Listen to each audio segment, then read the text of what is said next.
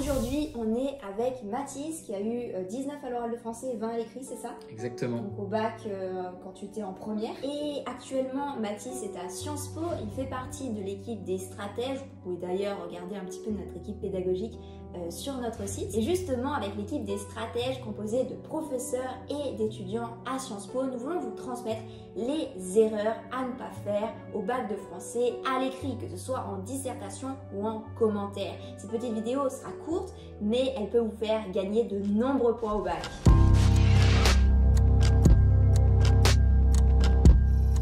L'erreur numéro 1, c'est de trouver un procédé littéraire, par exemple une figure de style, imaginons une métaphore ou bien un oxymore, mais de ne pas dire pourquoi finalement. Quel est le sens de cette métaphore? Quel est le sens de cette hyperbole? Pourquoi est-ce que Victor Hugo, Baudelaire ou encore Gustave Flaubert ont utilisé une métaphore ici, précisément dans ce texte? Même si vous ne connaissez pas la raison précise, vous devez essayer de l'interpréter. Si vous prenez par exemple le poème Liberté de Paul Éluard, vous pouvez remarquer des anaphores sur les cahiers d'écoliers, sur toutes les pages lues, sur les images dorées, mais aussi des épiphores, puisque à chaque petit paragraphe, vous avez « j'écris ton nom, j'écris ton nom ».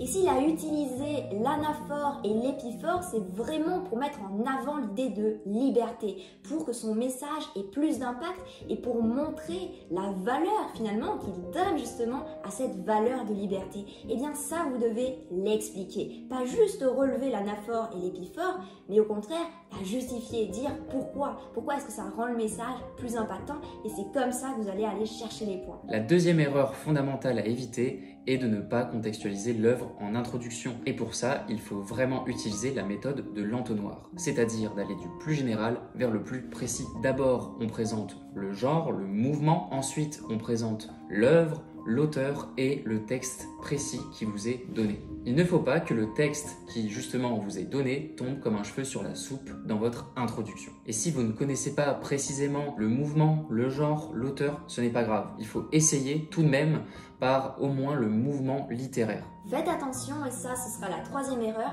à ne pas paraphraser le texte si vous prenez le commentaire. En effet, tout le monde est capable de recopier à l'écrit un texte. Ce qui va faire la différence, c'est votre interprétation, c'est votre analyse. Et comme on le disait quand on parlait de l'erreur numéro 1, c'est l'interprétation et la justification que vous allez donner au procédé. Alors faites très attention, vous pouvez essayer de reformuler le texte avec de nombreux synonymes pour expliquer ce que l'auteur a voulu faire, mais c'est toujours dans un angle d'analyse et jamais descriptif. On ne vous demande pas de réécrire le texte, ça tout le monde peut le faire. On vous demande de l'analyser, de le commenter, c'est le titre de l'exercice. La quatrième erreur est évidemment les fautes d'orthographe. Vous avez tous déjà entendu ce conseil, mais nous avons une technique particulière. C'est-à-dire, au lieu de relire tout votre travail à la fin et de paniquer dans les dernières minutes, nous vous conseillons de relire toutes les 3-4 lignes ce que vous avez écrit. De cette manière, vous allez éliminer beaucoup plus de fautes parce que vous ne serez pas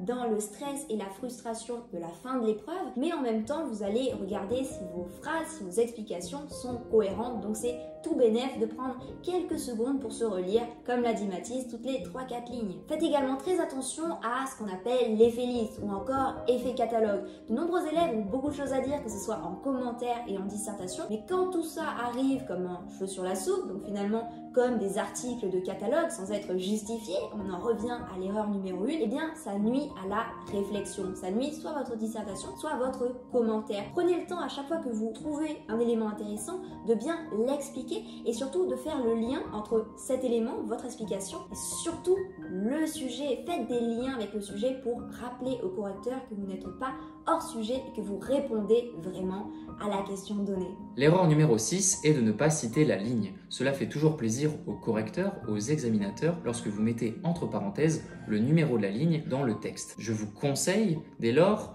dès que vous avez votre texte, de le numéroter de 5 en 5. Et enfin, septième et dernière erreur, c'est de ne pas réviser stratégiquement. Le jour J, vous allez devoir choisir un exercice, soit commentaire, soit dissertation. Ces deux exercices ont des attendus précis. La dissertation, par exemple, vous devez connaître les œuvres sur le bout des doigts. Et en réalité, il n'y a pas énormément de sujets possibles pour chaque œuvre. Nous avons référencé les branches de sujets possibles dans notre prépa stratégique. Et si vous prenez le commentaire, en réalité, ce qu'il faudra travailler, c'est beaucoup la méthodologie, connaître les mouvements littéraires et surtout les procédés littéraires. littéraire. Et si justement vous voulez travailler stratégiquement, passer moins de temps à réviser mais être plus efficace, nous avons fait des cours qui vont à l'essentiel, en fiches et en vidéo. Nous traitons justement de ces deux exercices. L'année dernière, 13 de nos candidats ont obtenu la note de 20 sur 20. Donc si cette année vous voulez travailler avec nous, le lien pour s'inscrire est en description de la vidéo.